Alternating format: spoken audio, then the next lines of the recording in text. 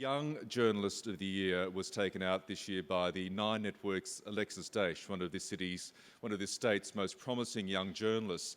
And as part of Alexis's prize, she was sent to the Investigative Reporters and Editors Conference, which is held every year in the States. This year it was in Philadelphia, and she did that care of the Wilnick Family Trust in memory of the late, great, former Age investigative reporter David Wilson. And I'm pleased to say Alexis has agreed to come to tell us all about her undoubtedly fantastic experiences at that conference. Please welcome Alexis Daish.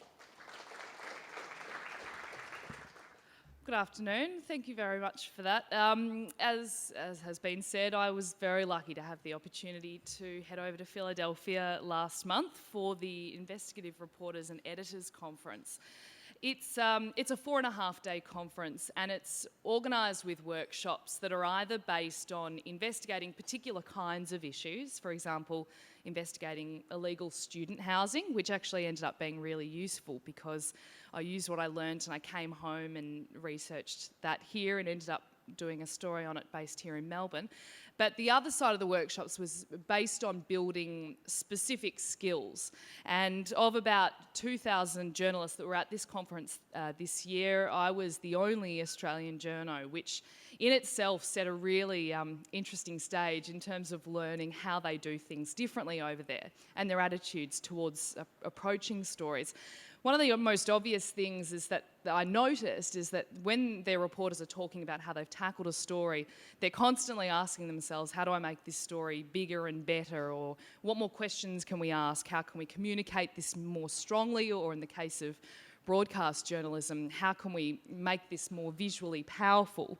But the other thing that made me really envious of journos in the States is the access that they have to public documents, what should be public documents. I was talking to reporters over there about this, and at the click of a finger or at a computer, they can find out the most amazing details about anyone who lives in the States. So they can look up somebody's criminal history online. They can, if they're investigating a shooting, they can look up whether suspects have got a firearms license. And the other side of that is, even if you're a public official or a police officer, you're not any more protected. You are treated exactly the same, and they can look up your details as well.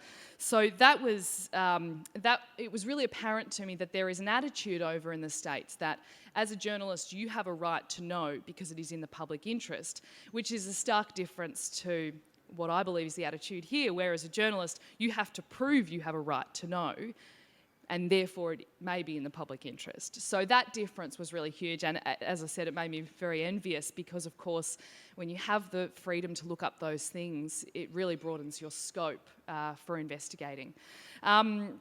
One particular speaker I wanted to talk about was a man called Scott Zamost, and he is an investigative reporter at CNN. He used to be at NBC5 in Texas, but he's now with CNN. And he was part of a panel talking about broadcast journalism and how to get people over the line for an interview. And he prefaced his talk by acknowledging that as a TV journalist, it can sometimes be harder to get someone over the line because if they're to do an interview, they have to put their face on television. And when you initially approach them, you're approaching them with a cameraman and a camera and a microphone, as opposed to, say, a notepad or a dictaphone. So he acknowledged that. But then he told us this story which illustrates that there is no reason why TV journalists can't get those exclusive interviews and can't achieve those good gets, so to speak. The example he gave was a story, a big story, which broke in July last year in Florida, where 35 Disney World employees were arrested as part of a child sex sting. And these guys were all accused of very serious crimes against or involving young children. They were trying to meet minors for sex, possession of child pornography, very serious charges. One of the men who was arrested was a bloke called Robert Kingsolver. And Robert thought one day he was going to a house to meet a 14-year-old girl in Florida, but he was actually met with detectives and arrested. And he was one of the key players in this alleged organised sexting and child sexting. And Scott, during the period in which his case was still pending and he was fighting these charges, Scott wanted to try and get him over the line for an interview. And he, at the time, Robert was living in a very quiet neighbourhood in Colorado, which was, there were lots of young families there. He was trying to keep a very low profile. But Scott went over to his house with his cameraman, and he told his cameraman to stay in the car, and he told his cameraman to keep the camera off. And he went and knocked on Robert's door, and Robert answered the door, and what ensued was a 1-hour chat at his doorstep between one of the biggest players in this, what was a very big case, or still is a very big case, and this TV journalist, Scott. And he said that Robert was very softly spoken but quite talkative, and actually spoke a lot about his background, his time in the military, his family. But there was an hour of chat between the two before the subject of his case or doing an interview was even broached. And at that point, Scott said the key was that Robert wasn't intimidated, and he had been told by Scott that my cameraman is in the car and we're not recording. And Scott had taken the time to get to know a little bit about Robert and his background. And the next step was when they got to that subject of, would you do an interview? Scott said he was very specific about what would be asked of Robert in an interview, what he wanted to talk to him about. And he was also not pushy. He said, I am going to do this story with or without you, but I will leave it up to you whether you want to be part of it. And he responded to that and said, thank you, and then left Robert's house.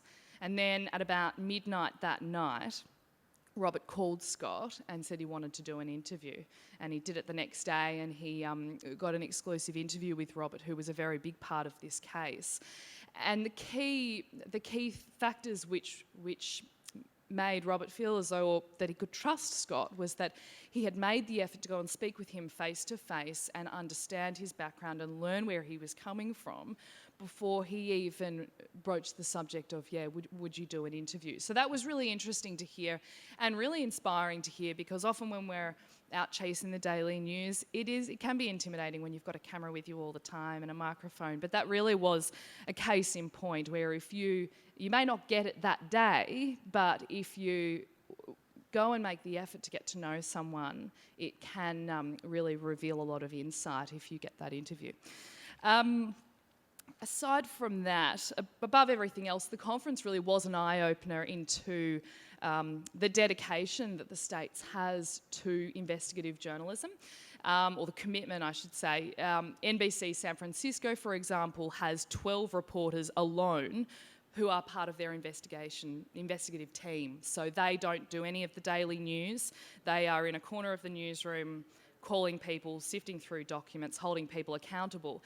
And that, whilst we may not have the luxury of that here, it sort of opens your eyes up to what is possible in my job. We are obviously chasing the daily news, but it really reinforced to me the need to always have my projects on the side that I'm working on. And as Scott said, it may not happen today, but if you keep working on them, they can happen. So that really impressed me, that they have such a huge commitment to investigative journalism, because it really shows you what can be possible.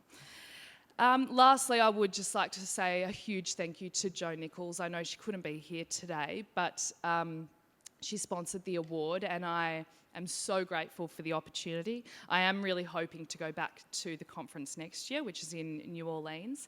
But I have come back feeling so grateful, and above all else, just really inspired to try and get better. And I would love to do more investigation type stories on the side. And it's only fitting, given the fantastic work that David Wilson did. He was not only a breaker of news, but he exposed so many secrets. So a big thank you to Joe, and also to the Press Club for giving me this fantastic opportunity.